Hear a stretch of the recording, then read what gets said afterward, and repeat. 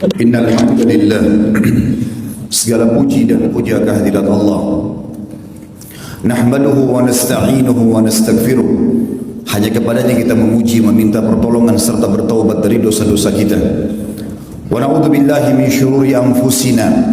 Dan hanya kepada Allah pula kita meminta agar dijauhkan dari keburukan-keburukan diri kita. Wa min sayyiati a'malina, dan dari segala dosa yang pernah kita lakukan. May yahdihillahu fala mudhillalah. Barang siapa yang telah Allah berikan petunjuk, maka tidak akan pernah sesat selamanya. Wa may yudlilhu fala hadiyalah. Dan barang siapa yang telah Allah sesatkan, maka tidak akan mendapatkan petunjuk selamanya. Asyhadu an la ilaha illallah wahdahu la syarikalah wa asyhadu anna Muhammadan abduhu wa rasuluh. Saya bersaksi tidak ada yang berhak disembah kecuali Allah, dan Muhammad benar-benar hamba juga utusannya. Qala Allah Ta'ala, Allah telah mengingatkan dalam kitabnya, kekal ditilawakan oleh orang beriman sampai hari kiamat. Ya ayyuhalladzina amanu taqullaha haqqa tuqatih wa la tamutunna illa wa antum muslimun. Hai sekalian orang-orang yang beriman, patuh dan tunduklah hanya kepada Allah, satu-satunya pencipta semua yang di langit, semua yang di bumi, semua yang di kedalaman lautan, terjangkau atau tidak terjangkau oleh mata kita manusia sebagai makhluk. Sebenar-benar patuh dan tunduk, dan janganlah kalian meninggal dunia kecuali dalam keadaan Islam. Di ayat yang lain Allah juga mengingatkan, qala Allah Ta'ala, ya ayuhan nasu taqu rabbakum alladhi khalaqakum min nafsin wahidah wa khalaqa minha zawjaha wa batha minhuma rijalan katsiran wa nisaa wattaqullaha alladhi tasaaluna bihi wal arham innallaha kana 'alaikum raqiba. Hai sekalian manusia, sekali lagi bertakwalah, hanya patuh dan tunduklah kepada Allah, satu-satunya pencipta segala sesuatunya, yang telah menciptakan kalian dari jiwa yang satu yaitu Adam alaihissalam, dan telah menciptakan dari jiwa yang satu istrinya Hawa alaihissalam, dan telah banyak memberikan keturunan laki-laki dan perempuan dari keduanya. Sekali lagi bertakwalah kepada Allah, patuhlah hanya kepada Allah, dan ucapkan kalimat yang benar, dan jagalah hubungan silaturahim. Sesungguhnya Allah senantiasa mengawasi kalian. Di ayat yang ketiga Allah juga mengingatkan, qala Allah Ta'ala, ya ayyuhalladzina amanu taqullaha wa qulu qawlan sadida yuslih lakum a'malakum wa yaghfir lakum dhunubakum wa may yuti'illaha wa rasulahu faqad faza fawzan 'azima. Hai sekalian orang-orang yang beriman, sekali lagi bertakwalah, hanya patuh dan tunduklah kepada Allah, dan ucapkanlah kalimat yang benar. Niscaya Dia akan memperbaiki amal-amal perbuatan kalian, mengampuni dosa-dosa kalian. Barang siapa yang mentaati Allah dan Rasulnya, maka dia telah mendapatkan kemenangan yang besar. Amma ba'd, fa inna asdaqal hadithi kitabullah. Kita tahu, seluruh umat Islam juga faham bahwasanya rujukan pertama umat Islam dan utama adalah kitabullah Al-Quran. Wa khair hadyu Muhammadin sallallahu alaihi wasallam. Dan sebaik-baik petunjuk dalam ini kehidupan setiap muslim, terutama dalam ibadah setelah Al-Quran, adalah petunjuk baginda Nabi besar Muhammad sallallahu alaihi wasallam.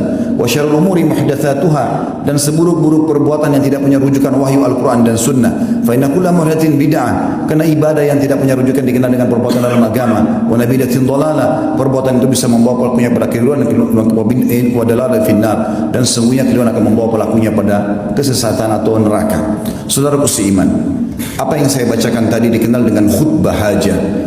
Guru kita dan kiai kita serta panutan semua umat manusia, Nabi besar Muhammad sallallahu alaihi wasallam, tidak pernah melewatkan momen-momen penting, baik itu khutbah Jumat, khutbah 2 hari raya Adha dan Fitri, dan juga momen-momen mengutus pasukan, kecuali beliau selalu membuka ceramahnya, nasihatnya dengan khutbah hajah. 3 ayat penting untuk patuh dan tunduk kepada Allah, dan bagaimana umat Islam berpegang teguh pada Al-Quran dan Sunnah dalam setiap lini kehidupan mereka.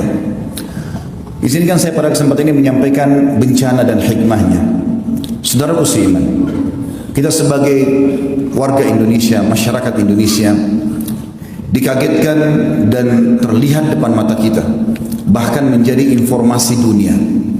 Terjadi tsunami Aceh yang sangat menghebohkan dunia. Terjadi longsor, dan juga terjadi beberapa banjir di beberapa daerah yang lain. Kalau yang terbaru mungkin terjadi di Lombok, kemudian Bali, dan sekarang sudah dekat sekali dengan kita di Jakarta ini, daerah Banten. Pertanyaan kecil teman-teman sekalian, apakah kita sebagai seorang muslim tidak coba menggali apa hikmah dari kejadian seperti ini? Apakah kejadian yang memakan korban manusia begitu banyak? Kerugian harta, hancurnya bangunan, kendaraan, banyaknya anak-anak yang menjadi yatim, perempuan yang menjadi janda, dan berapa banyak yang harus dikeluarkan lagi anggaran dari pemerintah, sumbangan dari masyarakat untuk membantu saudara-saudara kita di sana. Ini hal-hal yang harus sadar atau kita sadari teman-teman. Kalau seandainya itu hanya sekedar terjadi gelas yang jatuh dari tangan kita, atau mungkin ban motor kita yang kempes atau ban mobil kita, mungkin masih lebih ringan. Tapi tsunami, longsor, banjir, dan depan mata tidak bisa orang melarikan diri pada saat tertimpa itu. Apakah ini bukan sebuah pelajaran? Ini bukan bioskop film yang hanya dibuat dan rekayasa ceritanya. Fenomena alam. Mari kita gali lebih dalam teman-teman sekalian bagaimana Al-Quran dan Sunnah memberikan gambaran kepada kita tentang fenomena seperti ini. Dalam ayat Al-Quran, Allah Subhanahu wa Ta'ala menyebutkan banyak sekali bahwasanya Allah tidak akan pernah menghancurkan sebuah negeri, mendatangkan bencana tanpa sebab. Allah Subhanahu wa Ta'ala akan mendatangkan semua itu justru karena ada sebab-sebab yang harus kita pelajari dan kita renungi. Ayat yang pertama, saudaraku seiman, Allah sebutkan dalam surah Al-Qasas, surah nomor 28 ayat 59. A'udzubillahi minasyaitonir rajim. Wa ma kana rabbuka muhlikal qura hatta yab'atha fi ummiha rasula yatlu 'alaihim ayatina wa ma kunna muhlikil qura illa wa ahluha zalimun. Garis bawahi kalimat terakhir Allah di sini, zalimun. Artinya, dan ketahuilah hai Muhammad, dan beritakan kepada semua orang yang kau jangkau untuk diberitakan dari kalangan manusia bahwasanya Tuhanmu tidak akan pernah menghancurkan, membinasakan sebuah kota, desa, negeri sampai ia atau Allah mengutus padanya rasul atau penyampai berita bahwasanya ini haram, ini halal, ini perintah Allah, ini larangannya, yang akan membacakan kepada mereka ayat-ayat kami. Dan kami tidak akan pernah menghancurkan sebuah negeri kecuali penduduknya dalam keadaan berbuat zalim. Makna zalim di sini kata ulama tafsir adalah melanggar maksiat dan terus-menerus dalam pelanggaran tersebut. Di dalam ayat lain, surah Al-Hijr, surah nomor 15 ayat 4, Allah pun berfirman, A'udzubillahi minasyaitonir rajim, wa ma ahlakna min qaryatin illa walaha kitabun ma'lum. Ketahuilah, tidak akan pernah kami binasakan satu negeri, datangkan bencana yang merata, kecuali memang telah sampai kepada mereka berita penting dari kami. Juga dalam surah Hud, surah nomor 11 ayat 117, bertubi-tubi Allah ingatkan kalau Allah tidak akan datangkan bencana kecuali karena ada pelanggaran. A'udzubillahi minasyaitonir rajim. Wa ma kana rabbuka liyuhlikal qura bidzulmin wa ahluha muslihun. Beritakan hai Muhammad kepada seluruh manusia yang kau temui, termasuk pengikutmu, Tuhanmu tidak akan pernah membinasakan satu negeri sementara penduduknya berbuat kebaikan. Saudaraku seiman, kalau terjadi bencana, bukankah kebanyakan saudara kita hanya sekedar berpikir bagaimana menyelamatkan dirinya saja?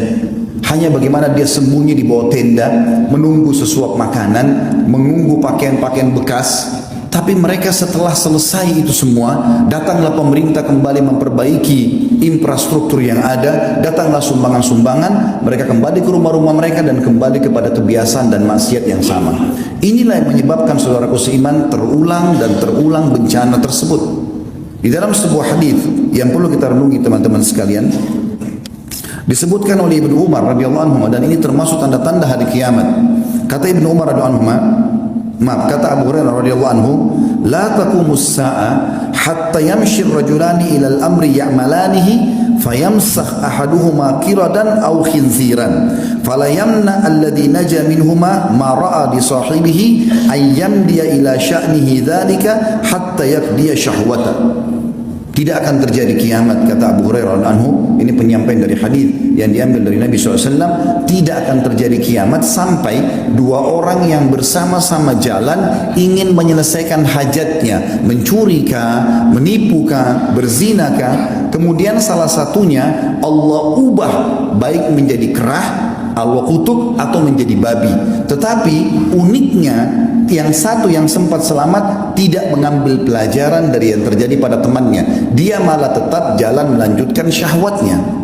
Lalu kata Abu Hurairah masih lanjutannya, wa hatta yamshi rajulani ila al-amr ya'malanihi, dan sampai juga terjadi dua orang laki-laki yang berjalan, dua-duanya ingin melampiaskan syahwatnya pada yang haram, zina kah, menipu kah, mencuri kah, atau yang sejenisnya.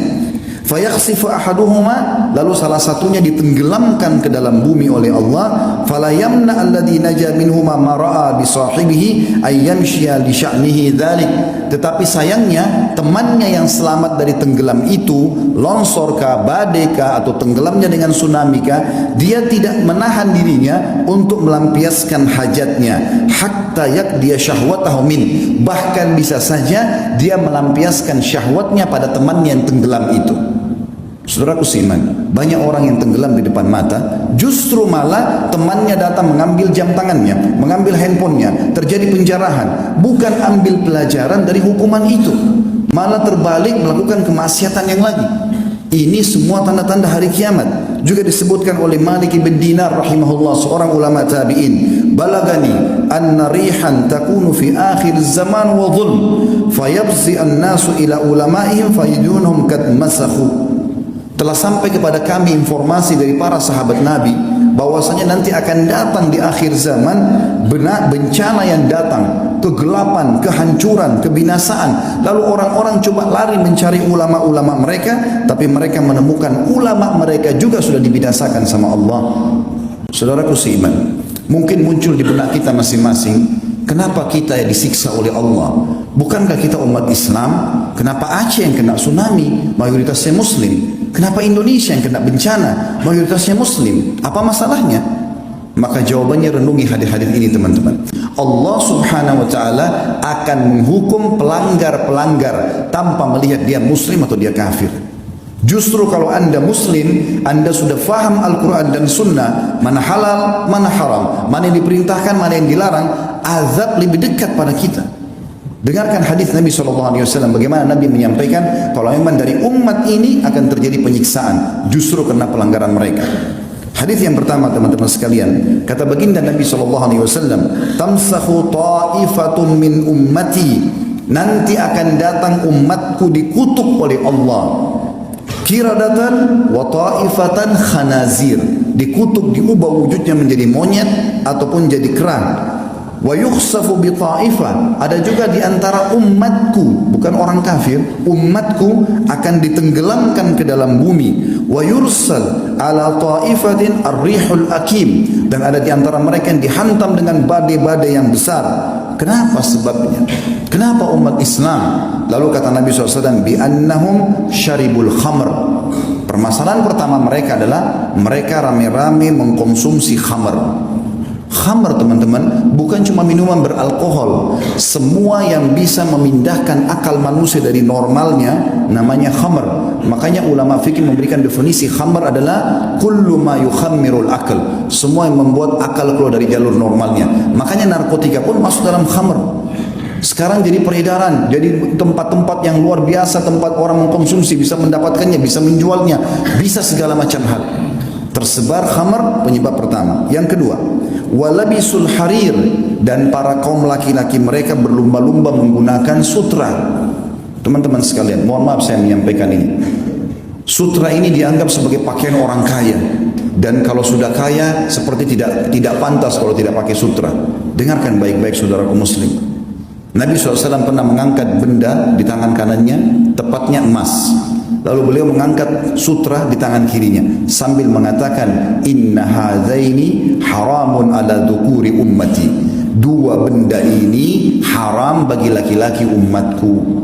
Teman-teman sekalian, larangan Nabi SAW jelas. Bahkan kata Nabi SAW, man labisal harira fid dunya lam yalbashu fil akhirah. Siapa di antara kaum laki-laki umatku menggunakan sutra di dunia, dia tidak akan pakai sutra nanti di surga. Pakaian orang di surga adalah sutra. Ini ancaman yang kedua. Yang ketiga teman-teman, wattakhadul kiyan, dan kemudian mereka sibuk mengurus para penyanyi-penyanyi. Bisa berarti kiyan penyanyi laki-laki atau kayinat penyanyi-penyanyi perempuan yang sengaja menyebarkan lagu-lagu cinta, pemaksiatan, mengajak pada dosa. Itu yang ketiga. Dan yang keempat, wadarabu bizzufuf, dan mereka bidufuf. Wadarabu bidufuf artinya mereka sibuk menggunakan alat-alat musik. Di dalam hadis yang lain yang mirip serupa dengan ini kata Nabi SAW, ini hadis yang kedua, yakunu fi ummati khasfun wa maskhun wa qadhf. Nanti di umatku ini akan tersebar luas, ada kutukan, ada tenggelam ke bumi, dan ada penghancuran dengan badai. Qalat Aisyah radhiyallahu anha, wa hum yaquluna la ilaha illallah. Wahai Rasulullah, istri Nabi bertanya Ummu Aisyah radhiyallahu anha, wahai Rasulullah, apakah mereka kena semua itu? Bencana, gempa, longsor, badai air sekarang ya, seperti tsunami. Apakah mereka kena sementara mereka mengucapkan la ilaha illallah? Faqala sallallahu alaihi wasallam, maka Nabi SAW menjawab, idza dhaharal kayyinat, kalau sudah tersebar di tengah-tengah umatku ini kayyinat. Apa itu kayyinat? Ibnu Hajar berkata, al-muganniyat, para wanita yang terbuka auratnya lalu menyanyi di depan para laki-laki. Lalu kata Nabi SAW, wa dhahar zina, tersebar zina. Dan zina ini teman-teman, Allah bilang dalam ayat yang lain, wala taqrabuz zina, jangan dekatin zina. Dan zina sekarang diubah namanya. Kata Nabi SAW, nanti menjelang hari kiamat akan diubah namanya zina dan khamr. Sekarang kita namakan hiburan. Orang ke diskotik, gelap-gelap, maka khamr sangat dekat dengan itu, dan khamr sangat dekat dengan perzinahan. Lalu dibahasakan dengan hiburan. Di sini sudah disebutkan oleh Nabi SAW 1400 tahun yang lalu penyebabnya. Kemudian selanjutnya dikatakan wasyuribatil khamr, dan diminumlah khamr-khamr, walubisal harir, dan kemudian dipakailah sutra-sutra. Kata Nabi SAW, kana dzak inda dzak, kalau itu terjadi pasti terjadi juga pada umatku. Yang ketiga teman-teman, kata Nabi SAW, idza amilat ummati 15 khaslah, kalau umatku sudah melakukan 15 perkara, halla bihim al-bala, pasti nanti akan merata bala atau cobaan dan bencana pada mereka. Qila ya Rasulullah, wa ma hunna? Para sahabat mengatakan, ya utusan Allah, apa 15 perkara itu? Kata Nabi SAW, idza kana al-magnama dula. Kasus pertama itu adalah kalau pendapatan negara sudah disalahgunakan.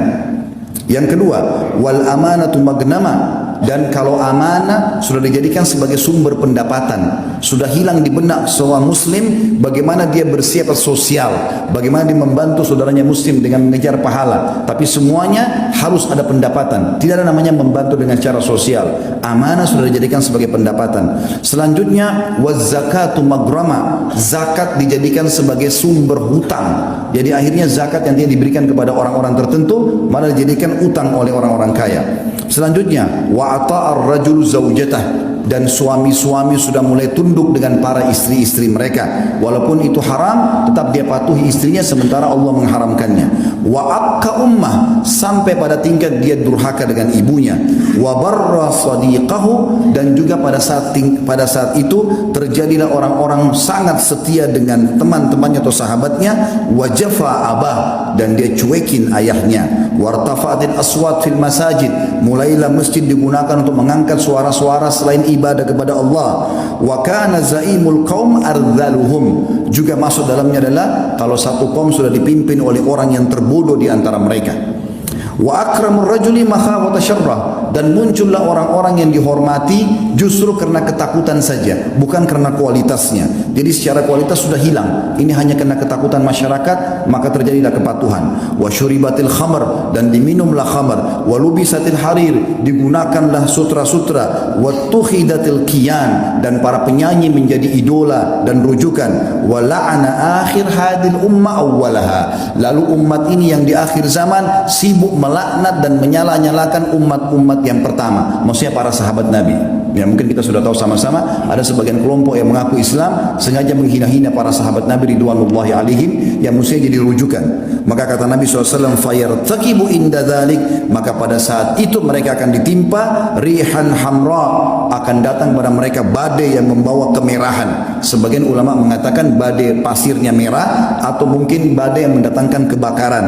Wa khasfan, dan mereka dikutuk. Wa khasfan, itu ditenggelamkan di bumi. Wa maskhan, diubah atau dikutuk. Saudaraku seiman, Allah Subhanahu wa taala mendatangkan peringatan termasuk guntur, petir, apa saja ya yang sering mungkin kita lihat fenomena alam yang manusia tidak bisa melarangnya atau menjangkaunya, gitu kan. Itu semua sebagai peringatan. Ini ayat Al-Quran. Saya dari tadi sebutkan qala Allah, qala Rasul. Allah beriman, Rasulullah bersabda. Perhatikan, ini kekal dilakukan hari kiamat. Bapak-bapak nanti sebentar kalau mau berjumat bisa buka surah Isra, surah nomor 17 ayat 59. Allah mengatakan, a'udzubillahi minasyaitonir rajim. Wa ma nursilu bil ayati illa tahwifa. Kami tidak pernah datangkan tanda-tanda dari kami kecuali untuk menakut-nakuti supaya mereka takut. Juga dalam surah yang lain At-Taubah surah nomor 9 ayat 126 Allah berfirman, a'udzubillahi minasyaitonir rajim. Awala yarawna annahum yuftanuna fi kulli amin marratan aw marrataini thumma la yatubuna wa la hum yadhakkarun. Tidakkah mereka itu manusia itu melihat setiap tahunnya kami uji mereka setahun sekali sampai 2 kali, baik di badan mereka dengan penyakit, baik ributnya rumah tangganya, baik keseleo, baik apa saja masalah, atau mungkin masalah lebih umum semuanya kena masyarakat. Kami uji mereka setiap tahun sekali atau sampai 2 kali agar mereka bertobat dan mereka kembali, tapi sayangnya mereka tidak mengambil pelajaran itu. Juga dalam surah Al-An'am surah nomor 6 ayat 43 Allah berfirman, a'udzubillahi minasyaitonir rajim. Falaula idja'ahum ba'suna tadarra'u walakin qasat qulubuhum wa zayyana lahumus syaitanu ma kanu ya'malun. Andai saja pada saat datang peringatan-peringatan dari kami lalu mereka tunduk dan mereka kembali ke jalan kami, itu akan menyelamatkan mereka. Tetapi sayangnya kata Allah, hati mereka keras dan syaitan menghiasi amal-amal mereka terhadap apa yang mereka lakukan itu. Saudaraku seiman, Allah subhanahu wa ta'ala kalau menghancurkan kaum itu nggak ada yang bisa selamat. Bukan kita tonton di TV kemarin kejadian tsunami, ada yang lagi duduk di pinggir pantai makan, ada yang lagi ngobrol, ada yang lagi setir mobil. Banyak yang saya temukan waktu kemarin kejadian Palu di Makassar, kami sempat ke sana, yang saya temui mereka mengatakan lagi duduk sama istrinya, ada yang lagi ngobrol, ada yang lagi telepon, tanpa sadar gempa datang hancur semuanya. Tidak ada kesempatan untuk lari. Jangan kita menganggap bahwa kita bisa melarikan diri, teman-teman sekalian. Kalau hukuman Allah sudah datang berbahaya. Apalagi kalau anda dasarnya tahu hukum dan anda tidak ingatkan orang lain. Renungi hadis Bukhari. Nabi SAW mengatakan, pernah satu kali Allah utus Jibril untuk menghancurkan satu negeri. Lalu Jibril berkata, ya Allah, sesungguhnya di negeri itu ada hambamu fulan, ada orang soleh di situ. Lalu Allah SWT mengatakan kepada Jibril, mulai siksaan dari dia, karena dia tidak pernah menyuruh kepada kebaikan, tidak pernah melarang dari kemungkaran. Kita faham, berhentikan orang, teman-teman sekalian. Dan ada juga hadis Bukhari, kata Nabi SAW, perumpamaan kalian dengan orang yang berbuat kesalahan ini. Mimbar-mimbar ini berfungsi teman-teman untuk menasihatin umat. Maafkan kalau saya harus membahasakan ini. Dan juga teman-teman dai-dai yang lain, para ulama yang lain, para kiai yang lain harus bisa menyampaikan kepada umat. Karena kalau tidak amar ma'ruf nahi mungkar akan merata semuanya. Kata Nabi SAW, perumpamaan kalian dengan orang-orang yang berbuat mungkar seperti orang yang di atas satu bahtera. Kalian ada di atas, mereka ada di bawah. Setiap kali mereka mau ambil air, mereka harus naik ke atas. Kalau di kantor, di instansi, di sebuah rumah, di komplek perumahan, di sebuah negara, ada orang-orang yang taat kepada Allah, selalu ingatkan, ini gak boleh loh, haram, ini harus dikerjakan loh. Maka ini mengganggu orang-orang yang berbuat kemaksiatan. Perumpamannya, orang soleh ada di atas kapal, orang yang fasik ada di bawah. Mereka setiap mau ambil air, mau aktivitas, mereka harus naik ke atas.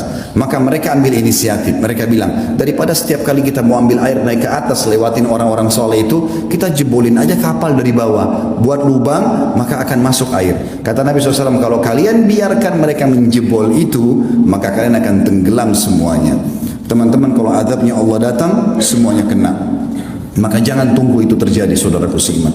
Aku qauli hadza, saya sudah mengucapkan perkataan saya ini, wa astaghfirullah li wa lakum, dan saya beristighfar kepada Allah dan mengajak jemaah untuk istighfar kepada Allah. Fastaghfiruhu innahu huwal ghafurur rahim. Beristighfarlah kepadanya karena dia Maha menerima taubat hamba-hambanya. Alhamdulillah wassalatu wassalamu ala Rasulillah. Segala puji dan puja kehadirat Allah Subhanahu wa taala, juga salawat dan taslim kepada Nabi besar Muhammad sallallahu alaihi wasallam. Sebelum kita berdoa, teman-teman sekalian, izinkan saya menyampaikan sebuah pesan, dan ini hanya pendek saja. Pernah sekali ada seseorang yang masuk bersama temannya ke rumahnya Nabi SAW dan ketemu sama Aisyah radhiyallahu anha. Dan subhanallah, yang ditanya adalah, wahai ummul mukminin, beritakan kepada kami yang anda tahu tentang gempa secara khusus. Maka berkata Aisyah, kalau mereka sudah menghalalkan zina, mereka menghalalkan minuman keras, mereka mulai memukul alat-alat musik, maka mulailah Allah cemburu di langitnya sana. Kemudian Allah mengatakan kepada bumi, goncangkanlah dirimu. Lalu kemudian kalau mereka tobat, mereka kaget, mereka kembali ke jalan Allah, maka akan aman. Tapi kalau mereka tidak kembali, maka akan dihancurkan oleh Allah SWT dengan gempa tersebut.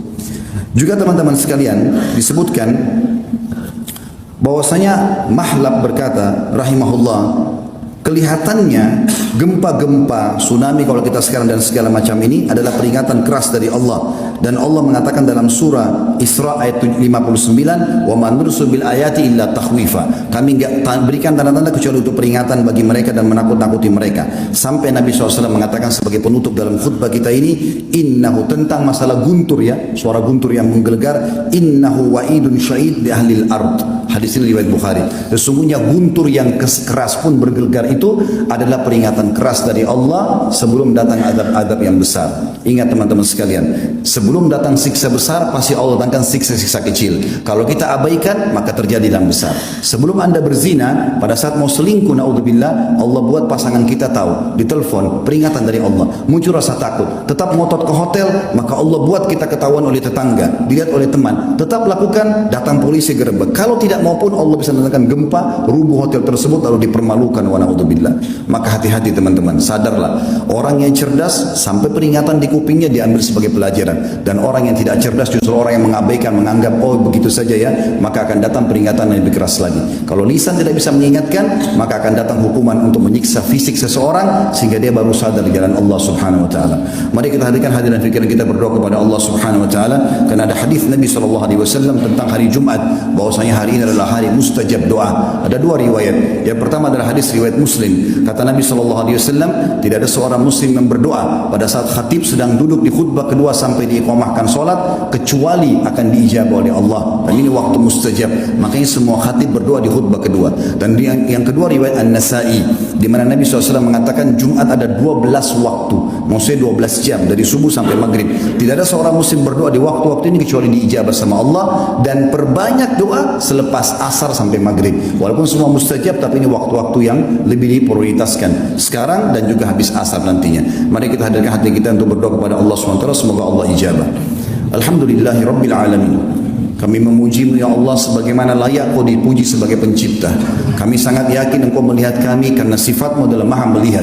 Engkau mendengar kami karena Engkau maha mendengar. Dan Engkau mengetahui semua yang di fikiran kami, di hati kami, dan apa yang kami rencanakan dan belum kami rencanakan, karena Engkau maha mengetahui. Kami memuji ya Allah sampai Engkau ridho dan sampai Engkau menerima semua puji-pujian kami. Dan kami mengucapkan salam hormat kami kepada utusan-Mu Nabi besar Muhammad SAW, di mana Engkau perintahkan kepada kami. Ya Allah, kami tidak berkumpul di salah satu rumah-Mu ini kecuali karena ingin menjalankan kewajiban yang telah Engkau perintahkan. Maka kami memohon kepada-Mu, terimalah seluruh amal soleh yang pernah kami kerjakan, sunnah ataupun wajib, kami ikhlas ataupun kurang ikhlas yang sedang kami kerjakan dan yang akan kami kerjakan sampai menjelang ajal datang nanti. Ya Allah, semua dosa yang kami pernah lakukan, besar ataupun kecil, sengaja tidak sengaja, samar ataupun nyata, juga kedua orang tua kami, seluruh kerabat kami, maka maafkanlah ya Allah, ampunilah kami dan ampunilah seluruh muslimin dan muslimat, mukminin dan mukminat yang hidup dan juga yang sudah meninggal. Ya Allah, berkahilah negeri kami ini, jadikan negeri Indonesia menjadi negara yang aman, tentram, damai, seluruh umat Islam di bawah naungan ukhuwah Islamiyah. Angkat perselisihan di antara mereka dan kembalikan mereka kepada Al-Quran dan Sunnah. Ya Allah, lunasilah utang negara kami ini, bukalah berkahnya dari seluruh penjuruhnya, dan berikanlah kepada kami pemimpin muslim yang baik, yang adil, kembali kepada Al-Quran dan Sunnah, dan sebarluaskanlah keadilan dan kemakmuran di negeri kami, dan jadikan negeri Indonesia sebagai contoh bagi negara-negara yang lain. Ya Allah, tolonglah saudara kami di Palestina, di Syria, di Yaman, di Irak, di Myanmar, di Cina, dimanapun yang sedang tertindas. Ikhlaskan niat mereka, terima para syuhada mereka, mulakan Islam di tangan mereka dan tangan kami semua, dan juga ikut sertakan kami bersama mereka di pahala, baik dengan doa, dengan harta, juga dengan jiwa kami. Rabbana atina fid dunya hasanah wa fil akhirati hasanah wa qina adzabannar wa adkhilnal jannata ma'al abrar. Ya jazakallahu khairan, sallallahu nabiyana Muhammadin walhamdulillahi rabbil alamin. Inna Allah ya'muru bil adli wal ihsan Sadarilah saudaraku, Allah selalu menyuruh kita berbuat kebaikan dan keadilan. Wa yanha 'anil fahsya'i wal munkari wal baghi. Allah larang perbuatan mungkar, keji dan maksiat. Ya'idukum la'allakum tadhakkarun. Itu peringatan dari Allah, jadikan sebagai prinsip hidup kalian. Fadhkurullahal 'azima yadhkurkum. Ingatlah selalu kepada Allah, Allah ingat kepada kalian. Washkuru 'ala ni'ami yazidkum. Syukuri nikmatnya, dia pasti akan tambah. Wala dzikrullahi akbar. Mengingat Allah adalah amal yang paling besar. Wa aqimis shalah, dan dirikanlah salat. Nah, seperti itu. Sebenarnya di ujung jalan itu ada sesuatu yang besar yang Allah janjikan. Apa saja yang Bapak Ibu sedang melalui sebuah ujian, yakinlah di ujungnya itu ada sesuatu yang Allah siapkan. Tinggal kita berhasil atau tidak. Ya, itu poin yang perlu kita garis bawahi. Imam Sufyan Ats-Tsauri rahimahullah berkata, dengan kesabaran dan keyakinan, niscaya dapat diraih kepemimpinan dalam Islam. Dan Allah buktikan itu. Nabi Muhammad SAW bersabar 13 tahun. Beliau pada saat melihat Sumayyah radhiyallahu anha, ini wanita pertama mati syahid dalam Islam. Dia dulu terposisikan sebagai budaknya Abu Jahal. Sama suaminya bernama Yasir, dua-duanya beriman kepada Nabi SAW, berikut dengan anak mereka namanya Ammar. Semua ini sahabat yang mulia. Ammar waktu itu kalau tidak salah masih umur 9 tahunan. Ya. Maka Sumayyah ini dalam kondisi hamil, Abu Jahal pegang tombak kecil, dan dia berkata, "Hai Sumayyah, tinggalkan agamanya Muhammad, atau kalau tidak saya akan tusuk perutmu dengan ini." Ini orang lagi hamil, mau ditusuk perutnya. Dan di bawah terik matahari lagi diikat kedua tangan dan kakinya. Maka Sumayyah mengatakan, saya tidak akan meninggalkan agama Allah. Tetap aja. Lalu Abu Jahal menusuknya. Mati syahid gitu. Kemudian Yasir berusaha mau bela istrinya, nggak bisa. Dibunuh juga oleh Abu Jahal. Waktu Nabi SAW lewat, karena belum punya kekuatan. Maka apa jawaban beliau? Sabran ala Yasir fa inna mau'idakumul jannah. Sabarlah keluarganya Yasir. Karena janji kalian, jawaban kalian ini adalah surga. Dan orang-orang yang merasakan siksa, gangguan. Kita kasih contoh siksaan begini supaya nanti yang lain-lain ini hanya sekedar gosipan dari orang. Hanya sekedar utang belum bebas. Itu kecil. Lihat teman-teman kita di Palestina, tuh rumahnya hancur. Ya. Bagaimana keluarga mereka mati depan mata mereka. Berita terbaru kemarin ada satu bapak, istrinya sudah meninggal, empat anak perempuannya masih kecil-kecil semua, masih beda-beda setahun ya. Dari 14 tahun sampai 10 tahun, semuanya meninggal depan mata dia. Dia dibungkus kain kafan, mati semuanya gitu kan. Tapi mereka subhanallah lalui dengan terima gitu. Mereka tetap mempertahankan wilayah mereka, mereka merasa mereka punya hak, mereka laluin. Ada satu bapak, jawabannya luar biasa gitu. Di belakang bangunan rumahnya yang sudah runtuh, di situ toko dia, di situ rumah dia dulu, keluarganya sudah meninggal semua, tinggal dia sendiri. Ditanya oleh seseorang diwawancarai, kenapa? Bagaimana caranya Anda lalui ini? Dia bilang ini takdirnya Allah. Allah sedang mendatangkan ujian ini kepada kita. Gitu. Lalu bagaimana dengan keluarga yang sudah meninggal? Mereka sudah mendahului saya ke surga. Saya juga akan menyusul. Bagaimana dengan harta kalian? Harta Anda yang sudah hancur semua ini. Rumah hancur, toko-toko hancur. Dan di Gaza sudah nggak bisa mau hidup apa. Gaza itu sekarang sudah divonis kota nggak layak huni udah. Nggak ada apa-apa, hancur semuanya. Gitu kan. Tapi dia mengatakan, bukankah Allah sudah menjanjikan rezeki buat hambanya? Tidak mungkin orang meninggal sampai semua rezekinya diberikan. Maka saya tahu rezeki saya akan datang. Tidak mungkin luput. Gitu kan. Dan saya akan terus melalui kehidupan ini sampai ajal datang. Jadi orang yang sudah faham itu beda. Orang yang sudah faham, dia beda, dia bisa melaluinya. Karena sekali lagi kalau ujian sedang datang, kita nggak punya opsi lain. Kalau kita bangun sakit, atau kita lagi di jalan tiba-tiba ban mobilnya pecah, atau apalah ya, gangguan tiba-tiba datang, itu kita tidak punya opsi lain. Kecuali tadi kita menerima sebagai keputusan Allah, kemudian kita ikhtiar, kita cari jalan keluar. Ingat, menagih utang, melaporkan ke pihak keamanan, itu masuk dalam sabar ya. Sebagai bentuk ikhtiar kita. Ya, seperti itulah. Kemudian yang kedua, Allah subhanahu wa ta'ala menjelaskan bahwasanya sabar bersama takwa termasuk di antara sebab-sebab kemenangan dan keteguhan. Kalau tadi di poin pertama, sabar dengan keyakinan. Yakin Allah tidak datangkan ujian ini kecuali dia tahu ujian ini memang bisa saya lalui gitu kan. Maka seperti juga tanda kutip ya, panggilan dari Allah untuk ayo lebih dekat diri kepada saya akan kasih kamu jalan keluar gitu ya. Karena kita kalau lagi diuji Bapak Ibu sekalian, kita lebih mudah menangis. lebih mudah untuk mengkhusyuk dalam sholat gitu kan. Oh, lebih luar biasa dalam doanya. Mungkin kalau kita lagi sehat-sehat saja tidak bisa kita berdoa seperti itu. Sedahsyat kita kalau sedang ada ujian gitu ya. Jadi Allah sedang tarik kita untuk dekatkan diri kepada Dia. Tinggal minta, karena yang ciptakan kita Allah, yang ciptakan ujian itu Allah, dan bisa memberikan jalan keluar hanya Allah, maka Allah akan kasih. Selesai, sesederhana itu sebenarnya ya. Dan di poin kedua ini adalah digabungkan antara sabar dan ketakwaan. Maksudnya, kalau justru datang ujian, selain kita jadikan sabar, terima sebagai keputusan Allah dan ikhtiar cari jalan keluar, itu supaya ibu dan bapak bisa segera mendapatkan jalan keluarnya, solusi terbaiknya, bertakwa. Artinya justru di saat-saat genting itu lebih dekat kepada Allah, lebih patuh kepada Allah. Ya, bukan justru kita makin melanggar. Ya, harusnya kita lebih dekatkan diri kepada Allah Subhanahu Wa Taala. Sebagaimana Allah berfirman dalam surah Al-Imran ayat 120, wa in tasbiru wa tattaqu la yadurrukum kaiduhum syai'a. Jika kalian bersabar dan bertakwa, takwa artinya patuh, mengerjakan apa yang Allah perintahkan, meninggalkan apa yang Allah larang, niscaya tipu daya mereka sedikit pun tidak mendatangkan kemudaratan kepada kalian. Jadi apa yang orang niat buruk kepada Bapak Ibu tidak akan berhasil gitu ya. Selama kita menggabungkan dua hal ini, kita terima sebagai ujian Allah, lalu kita menjaga, jadikan momentum itu justru makin dekat kepada Allah. Saya pernah kasih contoh ini supaya mudah difahami. Kalau Bapak Ibu lagi mau ngajukan sesuatu di perusahaan misalnya, supaya dinaikkan gajinya contoh, atau jabatannya, dan kita sudah ngajukan ke dirut kita, proposal atau permohonan untuk dinaikkan jabatan kita. Kira-kira kita menjadi staf atau pegawai yang lebih baik, yang lebih patuh dengan peraturan perusahaan, atau kita jadi pegawai yang ugal-ugalan? Hah? Kan pasti kita kalau mau supaya proposal kita itu diterima, pasti kita makin tunjukkan prestasi, makin tepat datang, ya, makin bagus pekerjaannya, sehingga dirutnya itu akan menilai, oh orang ini pantas untuk diberikan. Tapi kalau dia telat datang, dia malah ugal-ugalan, mana mau diterima. Nah sebenarnya takwa itu seperti itu, supaya mudah memahaminya. Jadi makin ada ujian, makin dekat kepada Allah. Makin sholat malam, makin sholat duha, makin berdoa, makin sedekah. Ya, ada salah satu jemaah kami, di salah satu wilayah di Indonesia ini, Masya Allah setelah dia dengarkan ceramah tentang bab keutamaan sedekah. Kebetulan kami pernah sampaikan lengkap bedah buku ya, tentang keajaiban sedekah.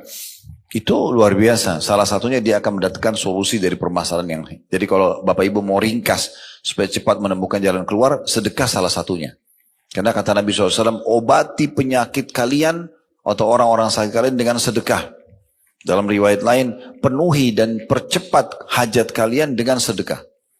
Jadi makin banyak dikeluarkan, maka makin cepat permasalahan selesai. Dia bilang, Ustaz, saya praktekin. Hampir setiap ada masalah, saya tidak bisa menemukan jalan tercepat seperti sedekah. Saya bahkan seperti orang ketagihan. Ada masalah, saya makin bersedekah. Belum selesai, saya sedekah lebih besar lagi. Dan jumlahnya tidak dibayangkan gitu ya. Sesuatu yang sangat besar. Dia keluarkan dan selesai urusannya. Dan Masya Allah, Allah gantikan dari sumber-sumber lain. Ya rezeki-rezeki yang datang. Ini salah satu contoh bentuk ketakwaannya kepada Allah Subhanahu Wa Taala. Di sini kata beliau, perhatikanlah apa yang terjadi pada Nabi Yusuf alaihissalam berupa kemuliaan dan kekuasaan mapan di muka bumi. Sedangkan peristiwa yang terjadi padanya di istana Al-Aziz atau penguasa Mesir pada saat itu, semuanya dengan sebab kesabaran dan ketakwaan beliau kepada Allah Subhanahu Wa Taala. Sebagaimana Allah gambarkan dalam surah Yusuf ayat 90, innahu may yattaqi wa yasbir fa innallaha la yudhi'u ajral muhsinin. Sesungguhnya barang siapa yang bertakwa dan bersabar, maka sesungguhnya Allah tidak menyia-nyiakan pahala orang-orang yang berbuat baik.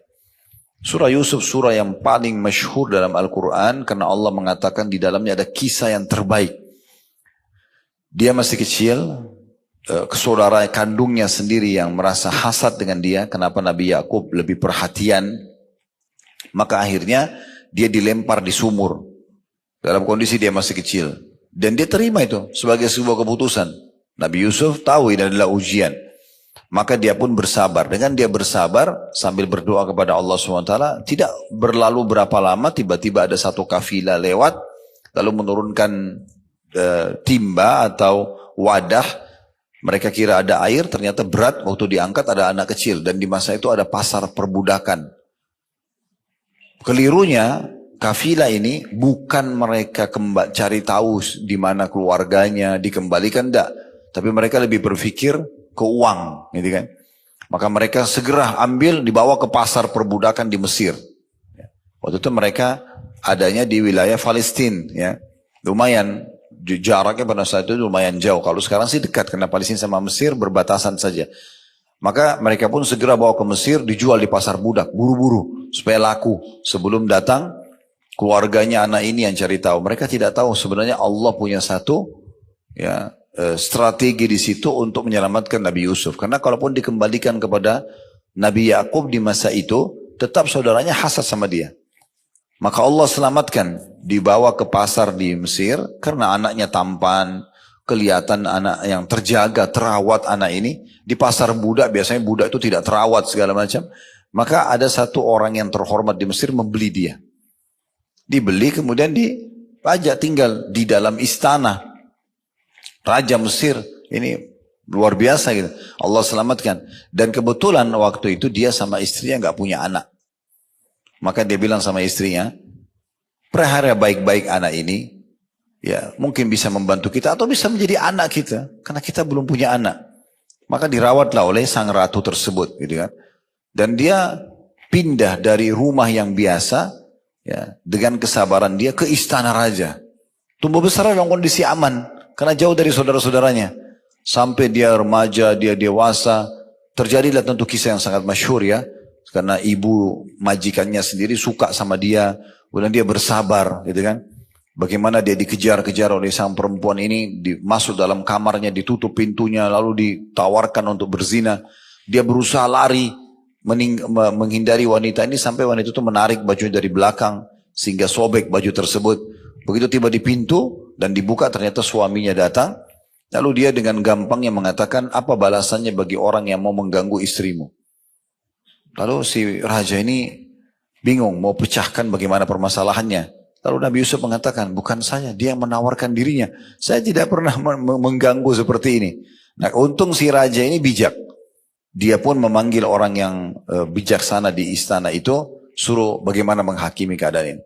Maka dikatakan, kalau dilihat saja bajunya Yusuf. Kalau baju Yusuf sobek dari depan, berarti betul dia mau mengganggu. Perempuan itu mau menyelamatkan diri. Tapi kalau bajunya sobek dari belakang, berarti betul dia yang dikejar. Tapi dia lari, ternyata ditemukan memang baju Yusuf sobek dari belakang. Maka sang raja mengatakan, sesungguhnya ini tipu daya kalian. Beristighfarlah, wahai para wanita, istighfarlah kepada Allah. Gitu kan? Kemudian, Nabi Yusuf pun, ya, suruh pergi tetap dengan kondisi dan di kamar dia di istana itu, tapi karena ya istri raja ini tetap menginginkan dia, dan tersebar berita di saat itu di satu Mesir kalau ternyata dia disukai oleh si ratu ini, menyukai anak angkatnya sendiri. Baru mereka mulai bicara para perempuan ini, sepertinya ada masalah ini secara kejiwaan nih, kenapa bisa ratu suka dengan anaknya sendiri. Karena waktu itu belum ada foto, belum ada kamera, orang tidak tahu Nabi Yusuf ini seperti apa. Karena si ratu ini ingin menunjukkan kalau ini bukan salah saya loh. Yusuf ini terlalu tampan, gitu. Maka bisa menggoda. Akhirnya dia undang semuanya, istri-istri pejabat pada saat itu di istananya, kemudian disiapin buah sama pisau. Lalu setelah mereka duduk semuanya menunggu hidangan, Yusuf disuruh keluar. Lewat aja depan ibu-ibu tersebut, mereka karena tampannya sampai potong tangannya sendiri. Tentu mungkin tidak masuk di akal kita kalau sekarang. Tapi perlu Bapak Ibu tahu, memang Nabi SAW mengatakan sungguhnya Yusuf diberikan setengah ketampanan dunia. Jadi semua laki-laki digabung di muka bumi ini, yang tampan-tampan saja ditaruh di satu sisi, Yusuf sebelahnya, Yusuf tetap lebih tampan gitu. Ini luar biasa. Kita tidak bisa bayangkan, sampai para ibu-ibu itu mengatakan ini malaikat ini. Ini bukan manusia. Entah gimana sudah tampannya beliau. Dan Nabi Muhammad SAW sendiri mengatakan waktu bertemu dengan Yusuf di kejadian Isra dan Mi'raj, sungguh memang betul dia diberikan setengah ketampanan dunia. Ya. Kemudian mereka mengatakan, oh ini malaikat bukan manusia. Ratu itu menimpal, itu tujuan dia. Inilah yang membuat saya tergoda. Kalian ngomong seenaknya aja, belum lihat orangnya gitu. Terus kemudian dia bilang lagi di saat itu di depan orang-orang, kalau dia tidak mau kerjakan apa yang saya perintahkan, maksudnya berzina, saya akan penjara dia. Ya, Yusuf mengatakan, penjara lebih saya sukai. Maka di penjara akhirnya Nabi Yusuf AS. Intinya gitu, di penjara, sekian tahun di penjara, dengan hikmah Allah SWT dia sabar. Ujian lagi datang. Ujian yang pertama tadi, dilempar oleh saudaranya di sumur, ya, kemudian dia lalui. Allah pindahkan ke istana. Di istana diuji lagi sama Allah SWT, ratunya suka sama dia. Ini ujian keimanan, dia tetap bersabar, gak mau terjerumus dalam dosa. Sampai dalam sebuah riwayat dikatakan waktu istri raja itu mengejar Nabi Yusuf, di ujung kamarnya dia ada patung yang mereka kultus di saat itu. Lalu si ratu ini ambil patung, ditutup patung itu sama kain. Kata Nabi Yusuf, subhanallah, engkau malu sama patung ini, tidak malu sama Allah gitu ya. Digituin sama dia. Yang jelas pada saat itu ujian datang. Allah tetap dia bersabar, tetap dia beribadah di penjarahnya. Akhirnya Allah SWT muliakan. Rajanya mimpi melihat, ya mimpi ada sapi sehat, memakan sapi yang kurus ya. Dan beberapa macam jenis mimpinya pada saat itu. Lalu ditanya pada para pemusyawarah penasihat, tidak ada yang bisa. Lalu mereka isyaratkan kepada Yusuf, karena sebelumnya ada 2 orang yang datang ke penjara menanyakan tentang takwil mimpi. Nabi Yusuf terkenal sebagai orang soleh di penjara dan bisa menakwilkan mimpi. Maka ada 2 orang yang datang menceritakan mimpinya dan berhasil seperti apa yang Nabi Yusuf takwilkan. Maka waktu terjadi raja mimpi, diingatkanlah ya, kalau ada seseorang yang di penjara, Yusuf itu pintar bisa menakwilkan mimpi. Raja bilang, coba tanyakan tentang mimpi saya. Ditakwilkanlah mimpinya. Setelah itu raja mengatakan, datangkan kepada saya. Saya ingin dia menjadi penasihat saya khusus gitu. Nah, ini juga anak angkatnya gitu. Maka dikatakan pada saat itu, coba tanya dulu, sebelum saya mau diangkat, dikasih jabatan apapun, bagaimana keadaan para wanita yang memotong tangan-tangan mereka itu. Karena isunya Nabi Yusuf yang mau mengganggu mereka. Maka semuanya perempuan itu memberikan kesaksian, kami tidak pernah mengetahui hal-hal yang buruk. Yusuf cuma lewat, dia tidak potong tangan kami, dia tidak apa. Kami yang salah sendiri. Nah di saat itu ratu baru mengatakan, sekarang kebenaran harus disampaikan. Kalau memang saya dulu yang tawarkan diri saya dan dia termasuk orang jujur. Dia tidak mau memang melakukan. Maka setelah itu, karena dia bersabar, tetap bertakwa. Ini kan takwa ya. Dia tetap jaga kontrol dirinya walaupun dia dimasuk penjara. Walaupun ada karena kalau di secara akal-akal saya, kalau dia iyakan si ratu kemarin, hidupnya enak. Udah dia bisa biologis walaupun haram zina. Kemudian juga dia bisa dapat tinggal di istana. Pasti perempuan ratu itu akan bela dia. Tapi dia tinggalkan karena itu haram. Itu namanya bertakwa. Mengerjakan perintah, meninggalkan larangan. Maka akhirnya Allah muliakan dia. Lalu raja memanggilnya dan dikatakan dia diberikan jabatan. Itu Nabi Yusuf menjadi orang yang punya jabatan tinggi di kerajaan tersebut. Sampai akhirnya beliau wafat di istana itu tentunya. Nah ini contoh saja bagaimana penyatuan antara ketakwaan dengan kesabarannya. Yang ketiga, bahwasanya Allah Subhanahu wa taala telah mengabarkan tentang dilipat gandakannya pahala-pahala orang yang bersabar. Dan bahwasanya mereka akan diberi balasan dengan pahala yang lebih baik daripada amal-amal mereka. Sebagaimana Allah sebutkan dalam surah An-Nahl ayat 96. وَلَنَجْزِيَنَّ الَّذِينَ صَبَرُوا أَجْرَهُمْ بِأَحْسَنِ مَا كَانُوا يَعْمَلُونَ. Dan kami benar-benar akan memberi balasan kepada orang-orang yang bersabar dengan pahala yang lebih baik daripada apa yang telah mereka kerjakan. Maksudnya di sini bisa mendapatkan 2 hal. Pahala melimpah dari sabarnya, dan juga amal apapun yang dia kerjakan karena dalam ujian, maka akan dilipat gandakan pahalanya. Akan dilipat gandakan pahalanya. Ya. Jadi beda pahala orang yang beribadah di saat sedang ada ujian, sehingga dia melaluinya dengan sabar, dengan orang yang sedang tidak diuji. Ya. Intinya makin berat sebuah ujian, dan kita tetap beribadah, maka makin besar pahalanya. Makanya kata Nabi SAW, inna idhamal ajri ma'idhamil bala. Sesungguhnya besarnya kadar pahala sesuai dengan besarnya kadar ujian itu datang.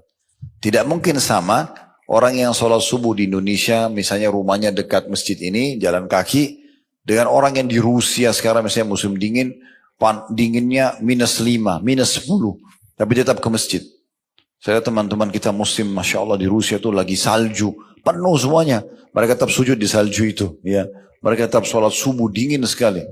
Itu beda pahalanya, karena ujiannya lebih berat gitu ya. Jadi kalau ibu dan bapak mengerjakan sebuah perintah agama, dan melalui satu proses yang berat, kita ngantuk banget, tapi ingin sholat malam. Lalu kita tetap berusaha sholat. Ya, dengan orang yang memang tidak bisa tidur, kemudian dia sholat malam, itu beda pahalanya. Ya, sudah beda. Begitu juga dengan ujian, sama. Orang yang ringan, beda pahalanya dengan orang yang sedang, ujiannya orang yang berat, itu beda semua. Akan ada sesuai dengan kadar ujian itu datang. Kemudian yang keempat, Allah Subhanahu wa taala menjadikan sabar termasuk urusan yang wajib ditekadkan. Yang seharusnya bagi setiap muslim laki-laki maupun perempuan bersandar kepadanya dan berusaha untuknya. Kita selalu menggunakan sabar sebagai perangkat kita. Sebagaimana dalam surah Asy-Syura ayat 43 Allah Subhanahu wa taala berfirman, "Walaman sabara wa ghafara inna dzalika lamin azmil umur." Tapi barang siapa yang bersabar dan memaafkan, sungguhnya yang demikian itu termasuk urusan yang wajib dibulatkan tekadnya untuk dilakukan. Jadi kalau misalnya ibu punya dua opsi ya bagi orang yang berbuat zalim kepada kita. Opsi yang pertama, pernah saya jelaskan itu, ibu murni dan bapak sekalian dendam. Ada orang gosipin kita, ada orang fitnah kita, ada orang ambil hak kita, udah kita dendam. Ya Allah butain matanya, misal, pincangin kakinya, apalah. Matikan dia, contoh, karena dia terasa tertolimi banget. Hartanya diambil misalnya, atau dia disakiti, dirusak nama baiknya. Bisa dia tertolimi. Karena orang yang tertolimi tidak ada hijab antara dia sama Allah. Bisa diterima doanya. Tapi ini murni balas dendam Bapak Ibu sekalian. Allah kabulkan matanya buta. Bisa dapat apa? Gak ada. Cuma dendam saja. Bolehkah? Boleh. Karena dia tertolimi, haknya dia. Gitu kan? Tetapi ada opsi yang lebih baik. Ibu dan bapak doakan agar dapat hidayah. Supaya dia dapat hidayah, dia tahu kesalahannya. Dan kemudian Allah ubah dia. Dari sifat buruk itu menjadi sifat yang baik misalnya. Kalaupun dia utang, supaya dia bayar utangnya nih. Dia tersentuh secara keimanan. Kita tidak tahu bagaimana cara Allah. Mungkin kebetulan dia hadir di masjid dekat rumahnya. Lalu dia dengar ceramah. Lalu dia tersentuh, dia merasa ya dia harus kembalikan hak kita misalnya. Dan setelah itu dia dapat petunjuk, dia bisa menjadi orang yang soleh atau salihah, maka kita panen pahalanya. Itu juga lebih baik dibandingkan kita hanya sekedar dendam saja. Nah, seperti itu yang dimaksud di sini. Barang siapa yang bersabar dan memaafkan, maka sungguhnya itulah yang harus menjadi sebuah tekad yang dipertahankan atau dilakukan, kata Allah SWT. Yang kelima, Allah SWT menggantungkan keberuntungan pada sabar. Tidak ada orang sabar yang rugi, tidak ada. Jadi jangan pikir, saya kalau sabar saya rugi. Enggak rugi. Justru untung. Ya. Kalau orang sabar itu untung. Sekarang ada orang caci maki Bapak Ibu sekarang. Caci maki. Bapak Ibu enggak layani. Sebenarnya kita beruntung itu. Kita jadi enggak emosi. Kita jadi enggak dapat dosa. Malah dia dapat dosa, kita dapat pahala. Karena kita coba bersabar. Gitu kan. Itu berbeda. Karena selama kita tidak membalas seseorang yang menyerang kita, maka kita akan terus panen pahala. Baik dari dia, dari pahala-pahala dia akan diberikan kepada kita, atau memang Allah SWT akan berikan kita catatan pahala tambahan di buku amal kita. Allah SWT memastikan bahwasanya keberuntungan, kemenangan pasti didapatkan dengan kesabaran. Dalam surah Al-Imran ayat 200, Ya ayyuhalladzina amanu sabiru wasabiru warabitu wattaqullaha la'allakum tuflihun. Ini ayat terakhir dalam surah Al-Imran, karena Al-Imran surah nomor 3 itu 200 ayat. Nah ini ayat ke-200-nya. Wahai orang-orang yang beriman, bersabarlah kalian. Terus Allah bilang lagi apa? Dan kuatkan kesabaran kalian. Jangan cuma sabar sekali. Jangan cuma sabar sehari. Atau sabar di awal saja, pertengahan lalu kendor. Tidak, kuatkan sabar itu sampai selesai permasalahannya. Dan tetaplah bersiap siaga di perbatasan negeri kalian. Dan bertakwalah kepada Allah supaya kalian beruntung. Mana beruntung diberikan kemenangan. Ya. Yang keenam, Allah SWT memuji hamba-hambanya karena bersabar. Sebagaimana dia memuji Nabi Ayyub alaihissalam. Artinya dipuji di sini Allah menjadikan atau memberikan balasan maksimal kepada dia. Solusi maksimal bagi dia gitu kan. Sebagaimana Allah ceritakan Nabi Ayyub. Kalau Bapak Ibu pernah dengar ada istilah kita di Indonesia itu sabar Ayyub ya. Karena Nabi Ayyub ini sangat penyabar. Jadi kalau mau sabar, sabarlah seperti Nabi Ayub, karena sabarnya luar biasa gitu ya. Allah menyebutkan dalam surah Shad ayat 44, Inna wajadnahu sabira ni'mal abd innahu awwab. Sesungguhnya kami dapati dia Ayub seorang yang sabar, dia adalah sebaik-baik hamba, sesungguhnya dia amat taat kepada Tuhannya.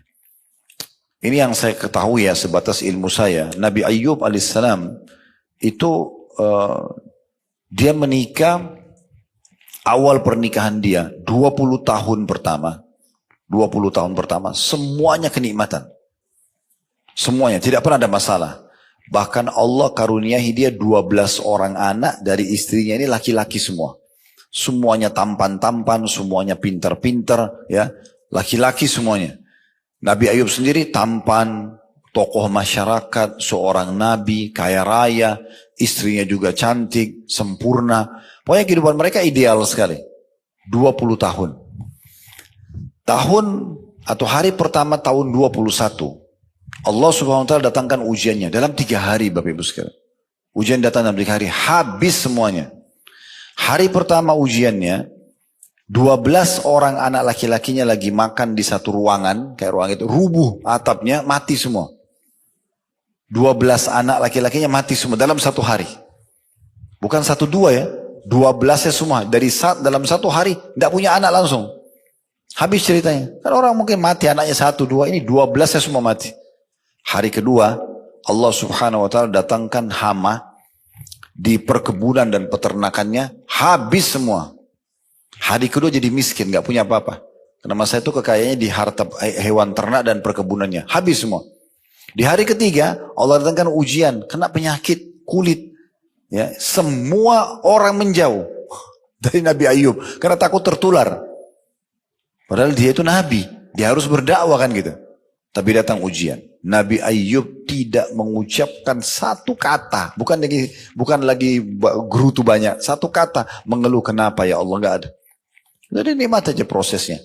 Dalam 3 hari habis nggak punya anak, habis nggak punya harta, juga kena penyakit yang menular lagi. Ini luar biasa. Ada beberapa asar menyebutkan istrinya pun menjauh, ada yang mengatakan istrinya tetap menemani dia bersama. Maka berjalan sampai kurang lebih 18 tahun. 18 tahun begitu keadaannya. Gak punya anak, gak punya harta, ya, dan juga kena penyakit yang menular. Istrinya sempat bilang, wahai Nabi Allah, gak usah minta lagi keturunan sama Allah, gak usah minta harta, minta Anda disembuhkan saja. Tak sembuh saja, supaya bisa berdakwah. Sekarang orang semua menjauh karena penyakit ini. Apa kata Nabi Ayub? Wahai istriku, berapa tahun dulu kita merasakan nikmat? Kata istrinya 20 tahun. Istri tahu nih 20 tahun tidak ada masalah. Berapa lama sekarang kita diuji? Kata istrinya 18 tahun. Kata Nabi Ayub, saya masih malu minta sama Allah. Belum berimbang. Belum berimbang. Ini kadang-kadang kita lupa Bapak Ibu sekalian ya. Misalnya 1 tahun 365 hari kita sehat. Tahun kedua Allah uji seminggu aja flu. Luar biasa. Satu kampung tahu kalau flu. Seakan-akan dia ini sudah kena musibah yang paling besar. Cuma flu doang. Dia 1 tahun kemarin tidak apa-apa. Pernah rasa 1 tahun gak sakit ya? Tidak sakit 1 tahun bisa berjalan. Gak flu, gak demam gitu ya. Ada berlalu. Tapi kita lupa kadang-kadang dengan ujian sedikit itu. Maka dia bersabar sampai 20 tahun. Setelah 20 tahun. Nabi Ayub berdoa begini, mengatakan, Rabbi anni massaniyadh-dhurr wa anta arhamur rahimin. Wahai Tuhanku, Engkau telah menimpahkan padaku ujian ini, penyakit ini. Dia cuma sebutkan penyakit ya. Tapi Engkau zat yang maha penyayang. Apa maknanya? Wa anta arhamur rahimin, dan Kau zat maha penyayang. Artinya kalau Kau mau sembuhkan silakan ya Allah. Kalau Kau masih mau uji saya terima. Coba bayangkan luar biasa sabar. Setelah 20 tahun. Dia nggak bilang ya Allah nih 20 tahun sudah berimbang dong. Harusnya enggak. Kalau Engkau ingin silahkan ya Allah sembuhkan. Kalau mau uji lagi saya masih sabar. Apa yang terjadi Bu? Ini perhatikan buah sabarnya ya. Disebutkan dalam riwayat-riwayat tentang masalah ini. Pada hari itu Allah kabulkan. Yang paling pertama Allah hilangkan penyakitnya. Allah munculkan sumber mata air di dekat ranjangnya beliau. Disuruh oleh Allah SWT mandi dengan air itu, hilang penyakitnya. Dipakai sama Nabi Ayub, mandi. Hilang semua. Bahkan Nabi Ayub jauh lebih tampan, lebih bersih dari 20 tahun yang lalu. Setelah pakai air itu, kuasa Allah SWT. Di hari kedua, terdengar oleh masyarakatnya, kaumnya dia, oh Nabi Ayub sudah sembuh. Kan ini yang membuat mereka lari kan. Akhirnya mereka semua datang, mereka bawa hadiah. Ada yang bawa sapi, ada yang bawa unta, ada yang bawa domba, ada yang hadiahkan, wakafkan kebunnya. Dalam satu hari, harta Nabi Ayub kembali 2 kali lipat dari yang 20 tahun lalu. Tidak kerja, dikasih orang. Gampangnya Allah kembalikan. Satu hari, Allah kasih 2 kali lipat, cuma pemberian orang. Dan tidak kerja. Di hari ketiga, istrinya diinformasikan hamil. Dan setelah itu melahirkan 24 anak laki-laki. Ya. Coba bahas ya kisahnya Nabi Ayub. Ya. Allah berikan kekuatan, Allah berikan kesuburan, melahirkan 24 anak. Ya, karena Allah mengatakan kami balas Ayub itu dengan kami lipat gandakan. Hartanya, kesehatannya, keturunannya. Didobelkan sama Allah. Jadi akhir daripada kesabaran itu ada sesuatu yang manis di situ. Cuma kita sabar gak sih gitu? Kita sabar gak melaluinya? Nah seperti itu. Orang kan kalau mau ujian, kita dulu waktu masih SD, SMP, SMA mau naik kelas, kan harus ujian belajar ya. Tapi buahnya apa? Kalau kita belajar ranking 1 misalnya, oh itu luar biasa bahagianya. Orang tua juga bangganya karena ditulis angkanya dengan pulpen warna hitam gitu ya. Kalau di tahun 90-an dulu, 80-an begitu dulu ya. Kalau sekarang saya tidak tahu sudah seperti apa, tapi gitu. Dibandingkan ditulis angka merah, malu ngeliatin raportnya sama orang tuanya gitu ya. Jadi memang ujung ujian itu ada sesuatu yang menunggu kita. Tinggal kita mau melalui proses. Enaknya itu sebagai seorang muslim, Bapak Ibu sekalian, kita sudah dapat bocorannya. Bocoran sudah ada ini. Dari awal siapa yang manusia diciptakan, lalu prosesi nabi-nabi datang, kitab-kitab